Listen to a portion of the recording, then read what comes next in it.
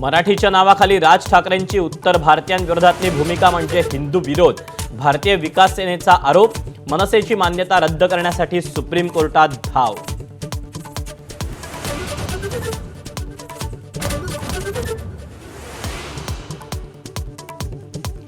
मनसे विरोधातील याचिका म्हणजे भाजपचं षडयंत्र. संदीप देशपांडेंचा दावा. मात्र आरोपात तथ्य नसल्याचं चंद्रशेखर बावनकुळेंचं उत्तर.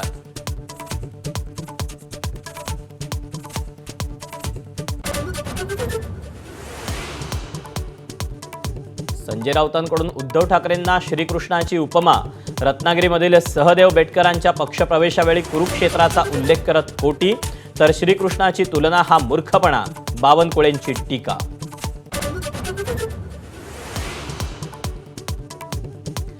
फुले चित्रपटाविरोधात ब्राह्मण महासंघ मैदानात.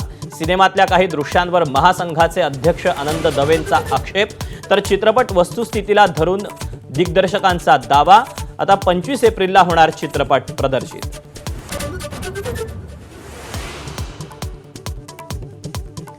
रुग्णांकडून कोणतंही डिपॉझिट घेऊ नका. दीनानाथ रुग्णालय प्रकरणानंतर पुणे महापालिका अलर्ट मोडवर.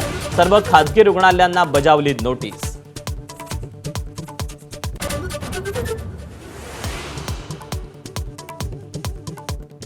दीनानाथ मंगेशकर हॉस्पिटलला पुणे महानगरपालिकेचा दणका.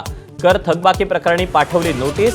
2 दिवसात 22 कोटी जमा करा, नाहीतर जप्तीची कारवाई करण्याचा इशारा.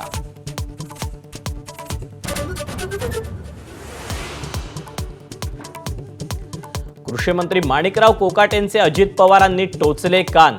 पक्षाला अडचणीची ठरणारी वक्तव्य आणि जनता दरबाराला गैरहजेरीवरून अजितदादांची कोकाटेंवर नाराजी. सूत्रांची माहिती.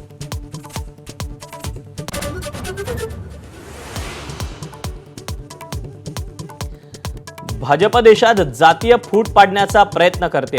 काँग्रेस अध्यक्ष मल्लिकार्जुन खरगेंचा आरोप. अहमदाबादमध्ये काँग्रेसचं 2 दिवसांचं 84वे राष्ट्रीय अधिवेशन.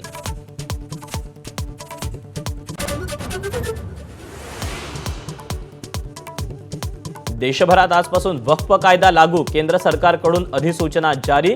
वक्फ कायद्याविरोधातल्या आंदोलनाला अनेक ठिकाणी हिंसक वळण.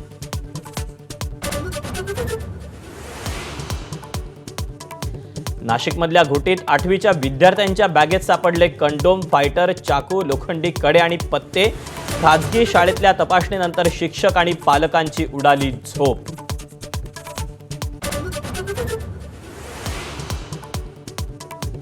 सोलापूर, नांदेड, धाराशिवला अवकाळीचा मोठा फटका. नांदेडच्या हिमायतनगरमध्ये गारपिटीचा तडाखा. तर सोलापुरात अवकाळीमुळे बागायतदार चिंतेत.